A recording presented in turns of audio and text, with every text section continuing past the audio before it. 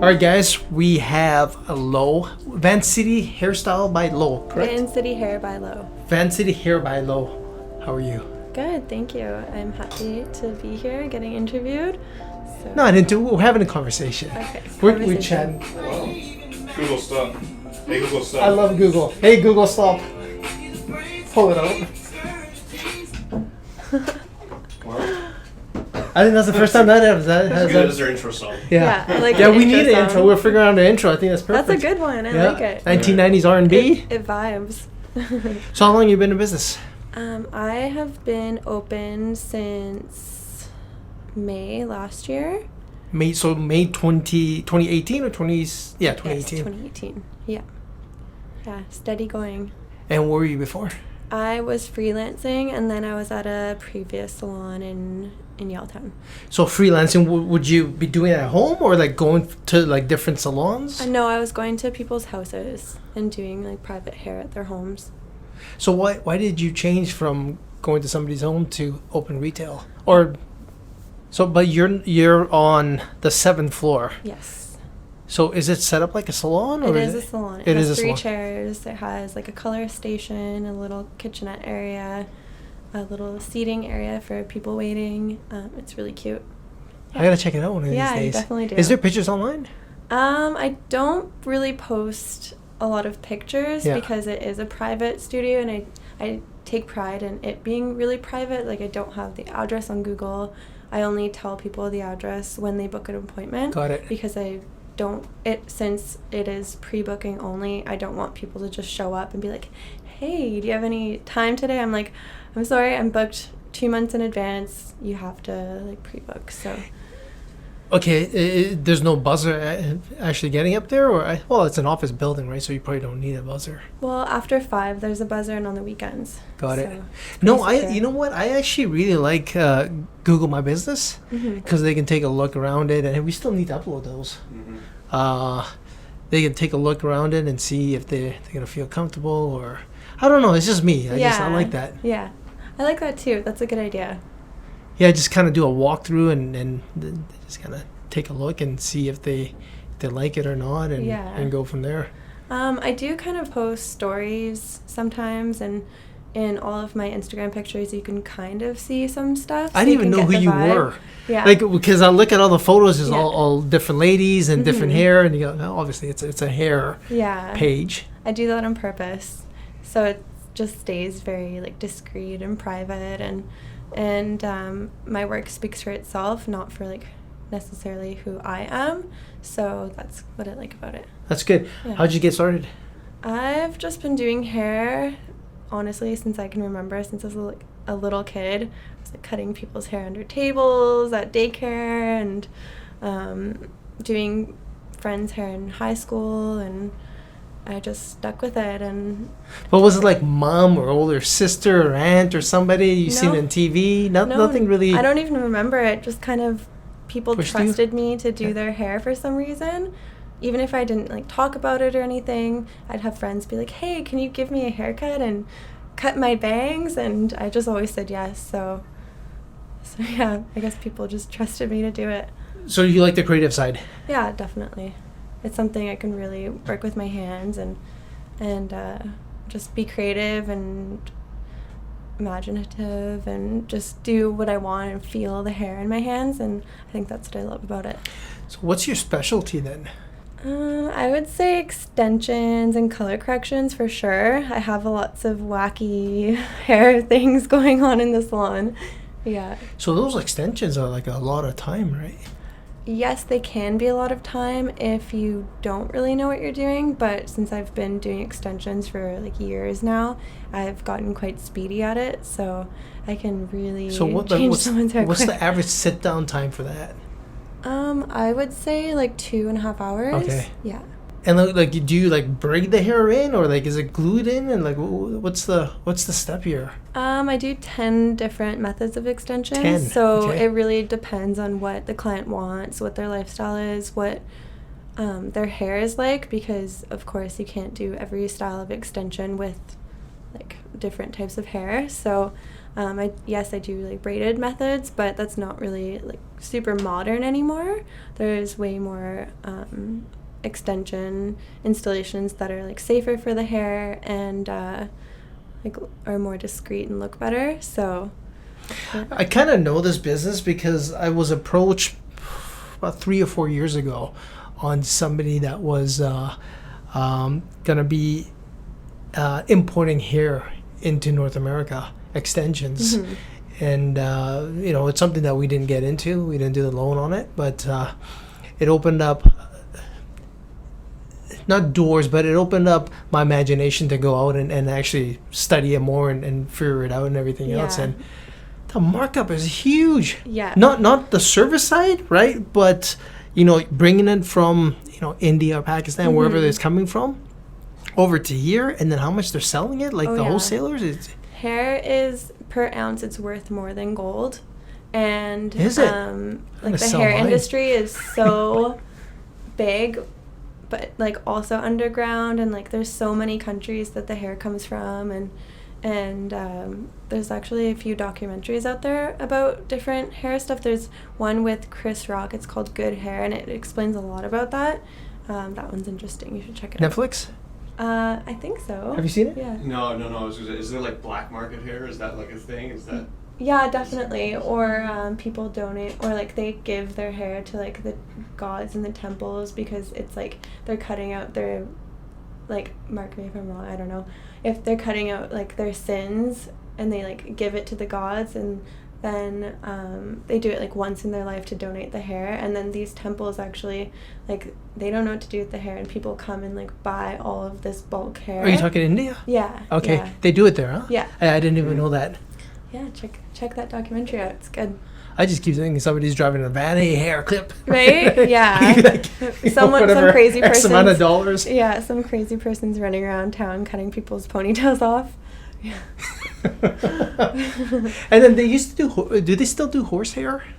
I think for some wigs maybe. Oh, okay, but wigs. Okay, I'm not really sure because I definitely don't deal with that kind of hair, but I think I've seen some extensions in the past where people have gotten like wacky extensions that are super unmanageable, really weird texture, and I'm like convinced it's like horsehair or something. So I always thought hair was hair, but now, not now, but after that, seeing that deal, like different ethnic groups have different hair. Like that thing was surprising. Then I started realizing, okay, now all these salons are targeted to a specific ethnic market because of that. I mean, we're seeing quite a bit of that in Vancouver. Yes and no.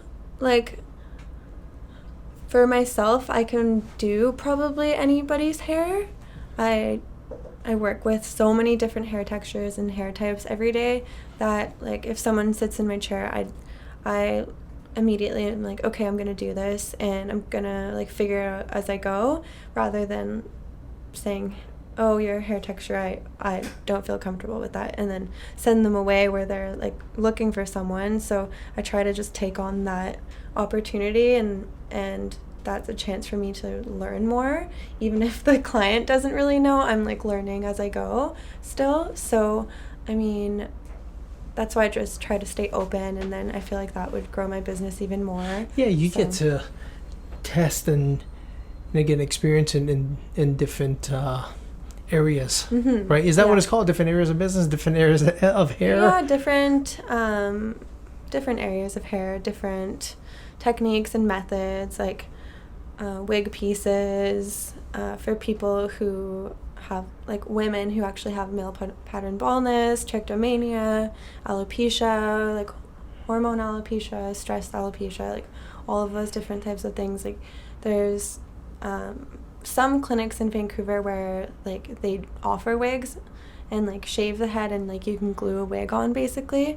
I don't do that, but I can like sew a hairpiece onto someone's head and help them with those problems without having to shave their head. So I don't know. Yeah, if I ever get involved in the hair business, that's the side I would do out of my own pocket. Right, just I got a heart for that kind of stuff. Yeah, especially when same. somebody's going through cancer and Yeah. you know. Yeah, definitely. I would actually stand outside if I had a barber shop, and you know, bring somebody in on certain days of the year. Mm-hmm. I'm not going to say certain days of the week, right? That's going to be really busy then. Yeah. But you know, rent or spring, like, you know, every quarter, you know, Yeah. come on in, just grab somebody and help them out. Yeah. More about Lo, not about the hair. More about you. So where are Yeah. you from? I am originally from Ottawa, Okay. Ontario. Yes. What grew up brought you there. out here? I Besides first- this weather, this Yeah, gray it's beautiful. weather. Well, it's usually beautiful Yeah, here. it is. I first moved to Alberta, and then I lived there for a few years and worked and did some more schooling, and then I ended up moving to Vancouver. I always kind of felt like I'd live in BC, and it was just time, and I moved, and I'm here now. So it's been about like 5 years that I've been away from Ontario. How long were you in Alberta for? 3 years. Oh, so Yeah. you grew up in Ottawa then? Yeah, I grew up Okay. there. Yeah. So you did all your school and everything there, and Yes. okay, hence why you have an Ontario license and you have an Alberta license. Yeah. Makes sense. Mhm. Okay, Yeah, I was wondering where that exactly. was coming from. Yeah. But Ottawa will always be my home. Like, my entire family's there. So I go back every few months to see them. And it's nice because, like, owning my own business, I can take time off and see my family and kind of move around my schedule and be super flexible like that. So Do you it's take good. your tools with you when you go there? Oh, I have They're probably to. asking you, right? Yeah. Once you get there. Yeah. Every, like, 3 months, I do my mom's hair. Either she comes here or I go there, and it's like our thing now. Nobody can touch her hair except for me. So So this is a big thing. I didn't realize this until a few years ago, where people are, you know, that's my hairstylist, that's my Mhm. barber. I'm not going anywhere else. If they retire, I'm just gonna go to the next generation or Yeah. whoever's in there. people are really loyal, and I hear that every day. They're like, you can't leave. You can never leave. I don't know what I'd do. I'd follow you. Like, you can live in my basement. Like, people get Wow. a little nuts about that. But it's very flattering. I love it, and it just like makes me feel appreciated. So No, yeah, you that's get to pretty grow cool. with those clients, right? Yeah, you like not on purpose know like every small detail about their life. It's like when a client's sitting in your chair, they almost like blurt out things that they like never talk about. Barbers and bartenders, Yeah. right? Yeah, Or well, definitely. hairstylists, Yeah. right? Yeah. And bartenders are the two for Mhm. sure. Mhm. And those are the times that you really stay quiet. When I'm getting my haircut, I'm just there's usually TV on or something. I'm looking Yeah. at that, or I got my phone, or Yeah. just small talk. You know, where's the next holiday? Where's the next vacation? And I feel like that's a dude thing. no, because we're only there for 5 minutes. Yeah, true. Right? There's no true. there's nothing really deep. Well, probably 7 Yeah. minutes. I don't think 5. But that's honestly like one of my favorite parts about my job is like I'm not only a hairstylist, I'm also like kind of a therapist, and vice versa for my clients. Like if I'm having a crap day, then like I'm not afraid to talk about it, and usually like it's just an open space where people can feel comfortable, and like that's the beautiful thing about it is that like it's a safe zone, and it's like a private studio, and like people aren't afraid to just like be themselves there because there's not all this like hustle and bustle around them with like other eyes around like being like, oh, I wonder what they're talking about. It's just like totally private, which I love about it. So my second home is California. Spend a lot of Nice. time there, and there's a lot of times I'm there for more than I get my hair cut every 2 to 3 weeks. Mm-hmm. So sometimes I'm there for a month or so, and I need to get a haircut. Yeah. The culture there is unbelievable. You know, it's like the barber shop. Mhm. You know, some of them Yeah. you go in there, they're sitting in there, they're chatting, they're joking around. They've been there for like 6-7 Yeah. hours, and They just It- stay. yeah, here like we don't have anything like that here, Yeah. unless there is, but I just don't know about it. I don't know. Yeah, I don't think so. It's totally different. Hmm. Depending on the area. Yeah, I think I'm so. usually in the ghetto when I go there, so it's funner. It's like more of a family type thing. I wouldn't call it family. It's Chosen family. yeah, chosen family. Yeah. Chosen family. Yeah. What do you got for questions? So from Matt, as a hair salon owner, what does your ideal client look like? Or My ideal client look like? That's a hard one because I can't really be choosy, like being a business owner, and it's not really like about their looks. Like, is it more like their personality? Yeah, I Let's don't just think go they're with talking personality. necessarily look. Yeah, It's just kind of like what is because an ideal client. yeah, because for me, like looks, I'm like thinking about their hair and like whatever. But for an ideal client, someone who's really open-minded, someone who wants to like have fun and just let me do me and like be creative, and they just go with the flow. I think that's my ideal client, because I have a lot of those, and they just come in like, you do you, and they're just good with it, and I just do my thing, and it's like all good all the time. Mm-hmm. Yeah, that's my Solo, favorite. you might get value out of this. My mentor told me this a few years back, and he said, "What's your ideal client?" I'm like, "Everyone." He goes, "No, it can't be everyone, right?" Yeah. I'm like, he goes, "You got to be very specific."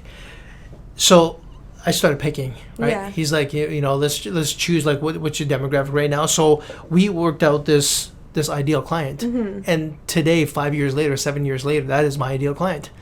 It is somebody that I won't explain the demographic, but what happens is now they're so niche. I know where they travel for holidays. I know the amount of kids that they have. I know their personal net worth.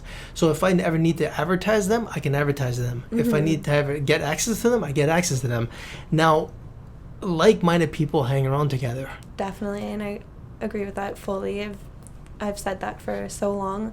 I just think like with a hairstylist, if you vibe with them, you vibe with them, and like I have a lot of clients who are similar to me, like open-minded, chatty, like kind of goofy sometimes, and I just have all of those clients. So every single day I just enjoy going into work, because like all of my clients are now like my friends.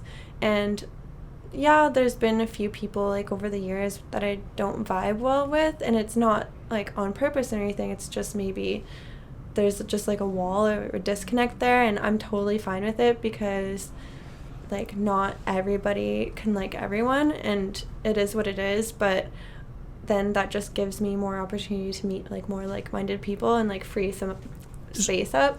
So you don't take them on as clients then, if you guys I mean, if you don't vibe. I do, but it's only been like I can only think of like 2 or 3 people where I've told them, hey, you know what, maybe like I'm not the best suit for you. Good for or you. Something. That's good. And I always tell them like, if you ever need anything, I'm always here. But I just stay polite, and it's usually pretty good. Yeah. No, I've done the same thing in my business where it's not working out, and it's not I'm gonna be in a bad mood, or I just don't take those clients on. Yeah, they kind of like kill the vibe. Yeah. Yeah, but I'm in this world for less drama, not more. less drama, exactly. And you know what? Like I can use a little bit of drama in my life. I like hearing about it sometimes, but when it's like a bit too much, I definitely like have my little like crystal rock and like sage a little bit, and everything's all good, and I'm ready for the next Oh, day. you're one of those, huh? Like walk around. Sometimes, like, you just gotta like do what you gotta do sometimes. When the energy, bad energy out. Yeah, like get a little cactus in there. From Kimberly. Recruiting and acquiring talent has been our biggest challenge since opening our salon this summer. We've tried Facebook, Craigslist, posting with schools, job fairs, etc. Any suggestions? I think whoever is recruiting should go around to like schools maybe and ask if there's any students who want to volunteer, because usually like those are keeners and they want to learn, they want to like do whatever you say, and you can kind of teach them from the ground up, and they know like all of your quirks and qualities, and like can read you like a book. Like my assistant, she used to get her hair done by me, and I brought her from like a black box dye to blonde over like a long period of time, and we just became really good friends. And then she went to hair school after and like changed her career in school, and then asked if she could volunteer for me, and then it just stayed because we were already like close and friends. And so she now works with me and has been working with me for a while, and I think that's the best option. Or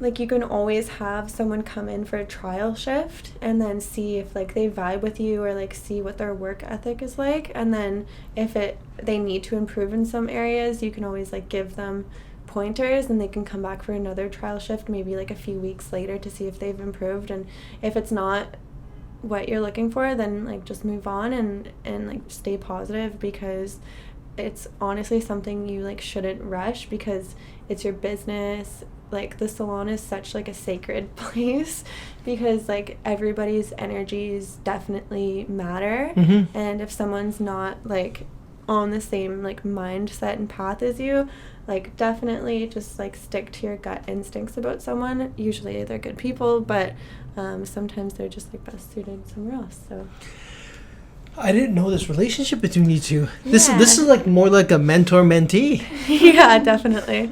Yeah, she's my like second brain. Like I need her. So you wouldn't even got in if it wasn't for her. Oh no, yeah, pretty much, yeah. Wow. So Yeah. you didn't ask, like, you didn't start working with her until after you went to school, hey? yeah, Did yeah. you ask, like, did you proposition her beforehand? Like, No, I told her I was gonna go to hair school, and then she was like, well, don't let anyone know, but I might be opening a salon and you can work for me. And I was like, sounds good. But here's You the thing, exposed me. did you want, like, was it her that it kind of influenced you to go to, or Well, is it something that you wanted to It always was do? something that I was interested in, but like she made it such a fun experience Yeah. for me that I wanted to be a part of That's it. awesome. Yeah. Good for you. Yeah. That's really good. That's really, that's But really yes, good. I'm her second brain. Awesome. For me on that question is I look at relationship in three categories. Number one is look is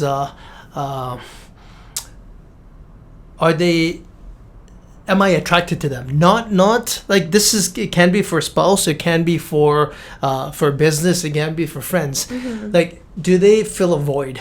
Right? And if they fill a void, Yeah. perfect, right? Now the next step would be the character. Mm-hmm. You bring them in, you throw things towards them, right? Yes. Get some more, do more hair under pressure. What happens? They piss the client off. What happens, right? Yeah. How do they respond back? And then the third step is, do we want to keep them? Yes or no? Mm-hmm. That's all it comes down to, right? And those three things. And when you realize that somebody's not going to work, get rid of them fast, Yeah. right? Or else they Mhm. just become cancer to the company. Totally. I agree with that for sure. Yeah. have you had anyone else? No, of it, I'm really, really picky. Like, You should be. That's good. Super picky. It's a Mhm. small space. There's only 3 chairs, and like my clients come to me for a reason and are comfortable when they come there. And if I have someone who's working there and they're not like vibing with a lot of the clients, or like making some people feel off, that's like toxic to my business. Mhm. So I don't care how long it's going to take. Like, I will take on like many more hours in the week if that means like I'm just going to take longer to like find another person. So that's kind of where I'm at. We have the same thing in the office here, Mm-hmm. right? Yeah. We had a few people that came in there. We have one more. Yeah. We never see him. He works from home, Yeah. but we've known him for years. Mhm. But the energy and the vibe has to be here. If it's not, Totally. they're gone. Yeah, yeah. And like, I don't want to be rude because like I basically love everyone at the start from meeting them. Like, I always like pick out their good qualities, and like it takes me a while to kind of like see that maybe they're not the right fit. So it's good to have like another person's opinion to kind of like bounce back ideas. Character, it's not Yeah. going to happen right away, Yeah, right? yeah. You just got to throw things and See what happens. See what happens, Yeah, right? See how they definitely. respond back to it. Is it positive? Is it negative? Yeah. And if Perfect. it's in line, then the next step. If not, then Mhm. that's when you make your decision Yeah. and go with the gut. Mhm. Make it and don't question it. Go Yeah. for it.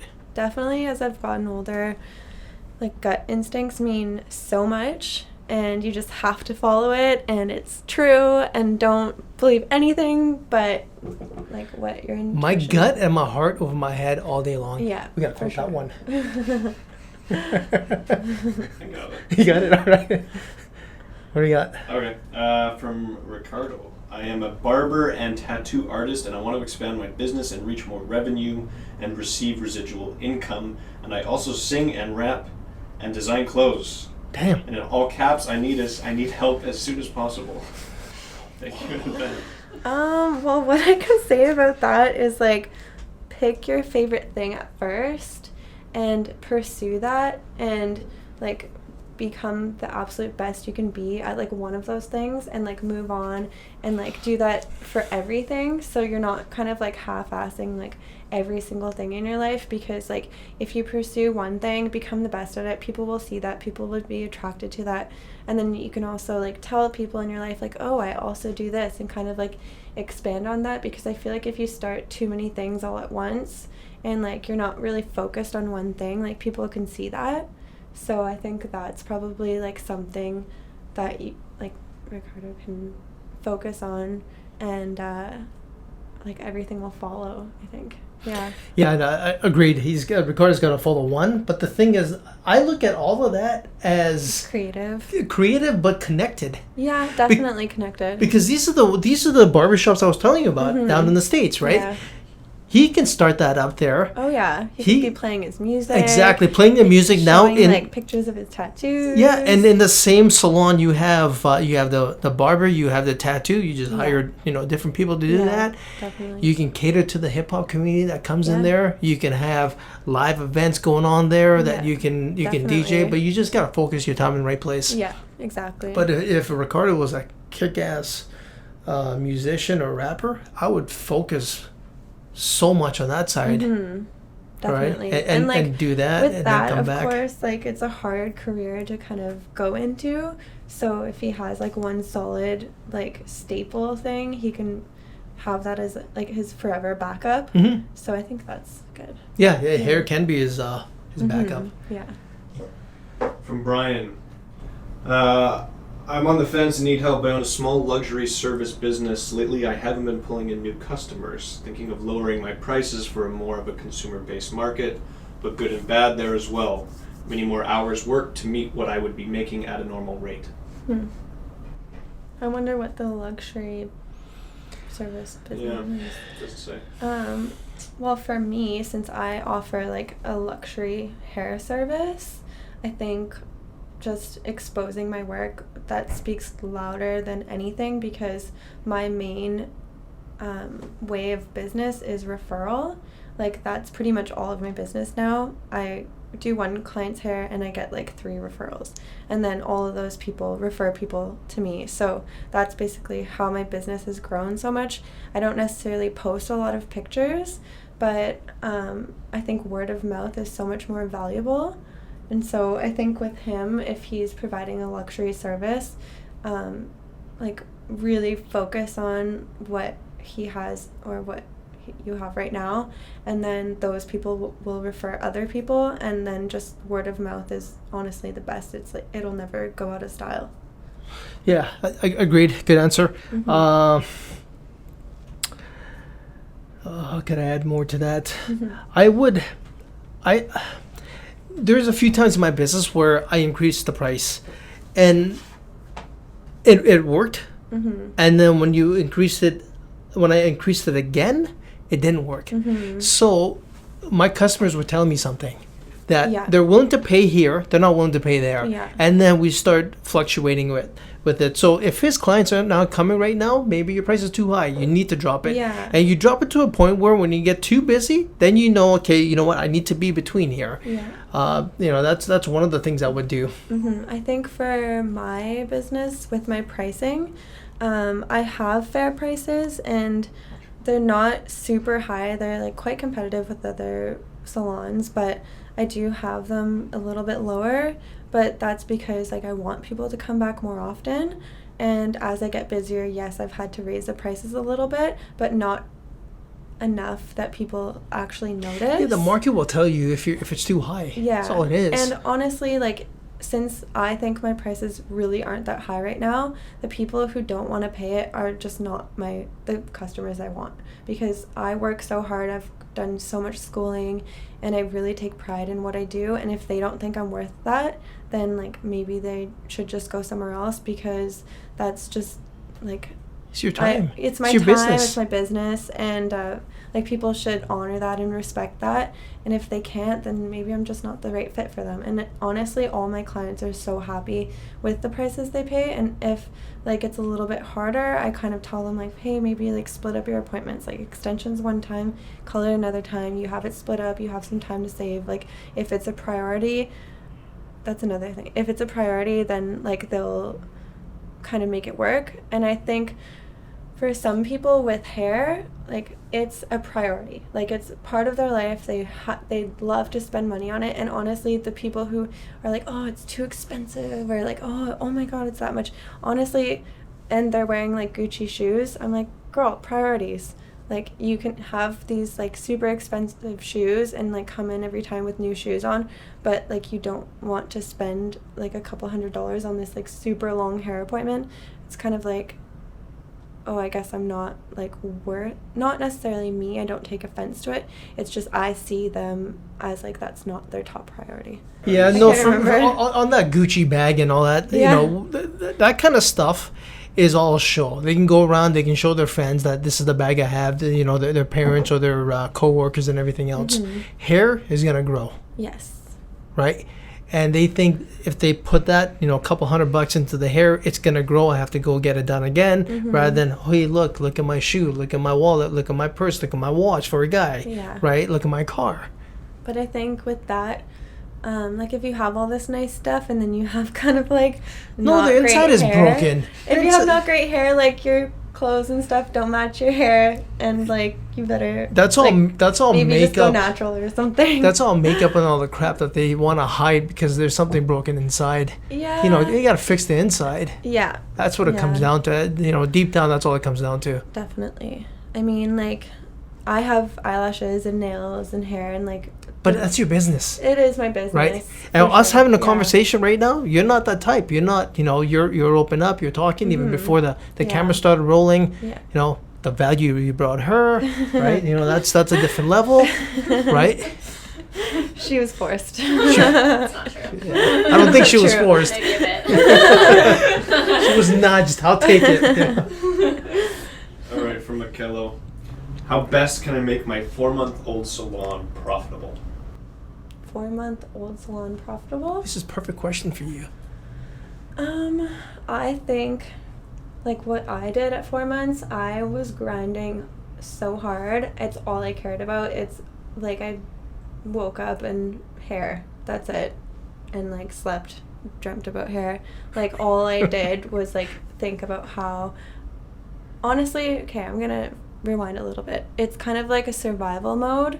Like to be a really good business, you can never turn that off. It's like no matter how great you are or whatever, how successful you are in your business, like you never can shut off that survival mode, because as soon as you do that, your business is just going to go downhill. It's like you're not caring as much anymore. And I think like if you're at 4 months, then like just do whatever you can. Like what I did, I was doing photo shoots, I was like doing so much stuff for free, I was trying to get people in, I was messaging people, I was giving out cards, I was like going to events. Like I did whatever I needed to do to like get my name out there and like tell people, hey, I'm here. And I think like at 4 months, if you're not doing that, like you need to right away, because like that's already a lot of time passed. And if you're not like in survival mode doing that, then yeah, figure it out, do it, I believe in you. Yeah, run ads. Yeah. I would say that this guy's 4 months in, right? Do two things: ask for referral for the clients that come in, right? Yeah, Do for stuff for sure. free. That's another thing. Do so much stuff for free that like it kind of hurts you a little bit, but you know it'll always come back to you tenfold. For sure, and then run ads. Yeah. There's nothing wrong with that. Yeah, like Instagram's great, it's free, and there's so Oh no, many I'm people at on paid it. ads, not even. Oh, paid ads? Yeah, not Yeah. even just on the feed, like Yeah. Yeah. full on ads. Like flyers around town, like I don't know. Yeah, do that. Have you flyered? Is that a term? Flyered? Um, It is a term now. Flyered, yeah. No, I have not. Okay. Just my cards. Yeah.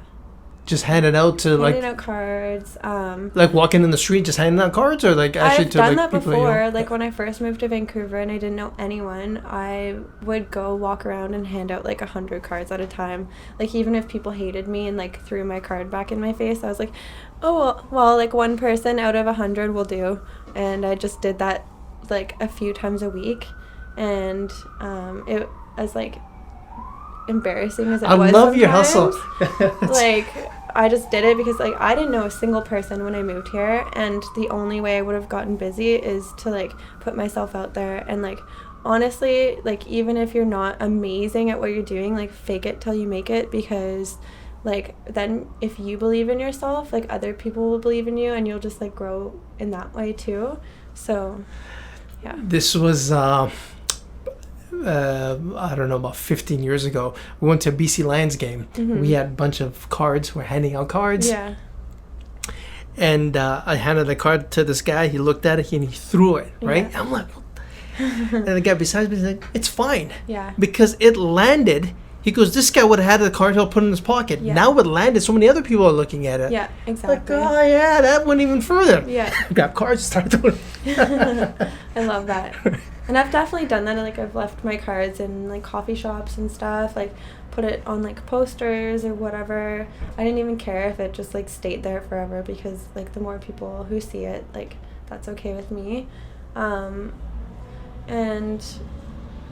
yeah, I don't know, I think like Vancouver is such a great city in that way, because everybody's walking around all the time. Like other cities I've lived in, like there's not a lot of foot traffic, so if you can like get out there and like give cards out, that's like so Yeah, if great. you're in the core for sure. Yeah. You know, there's a bunch of walkers around here. Yeah. That's all I got for Q&A. I guess I'm going to ask just where you see yourself taking your business from here. Honestly, long term?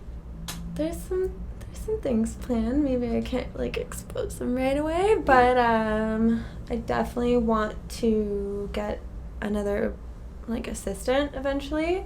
I want to like teach people. I definitely want to open up a bigger space. I just need to be like super careful and like have it all well planned out before I move forward, because I'm in such a great spot right now and people are comfortable that like expanding may like trigger some of my clients. So It does. yeah. Yeah. So I just need to like think about that, and I definitely want to just grow as a person too, rather than just like growing my business, because I think like the more I expand my ideas, like the more will come to me. So I think to answer your question, like bigger space, hire more people, teach, and like I definitely want to do more with like the hair extension thing, but not necessarily like sell hair extensions, but like bring more options to the table. So that's kind of what I'm seeing for myself in the future. If you expanded, would you keep the same kind of structure you have now, where you said like you don't want walk-ins, you kind of keep it discreet? Like if you were to grow, would you maybe step away from that, or would you kind of stick with that to maintain that kind of culture? I think even in growth. I love the culture that I have. It's very unique, I think. I don't really know other places in Vancouver that have that going on right now. So I do love that, but whenever I've thought about that, I've always envisioned like a salon where people can just like walk in, and like I can help like new stylists grow by walk-ins, because that is a great way to like, grow a business. So I really have to think about that one. Yeah. Mm-hmm. Well, isn't walk-ins? I can see walk-ins for barber shops, but for salons, that's because they're in the chair for so long.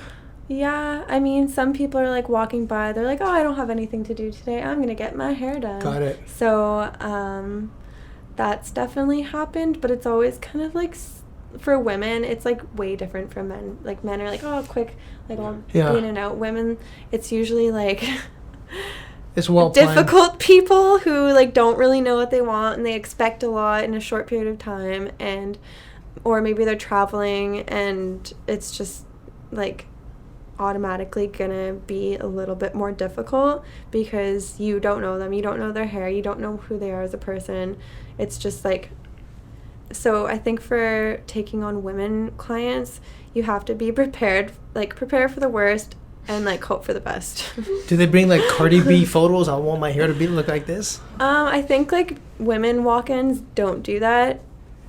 Maybe like while you're talking to them, they're like quickly going on Pinterest, like, oh, maybe I want this and this and this. It's like red hair and like blue hair and like a bob. And you're like, okay, great. So like red or blue, what do you want?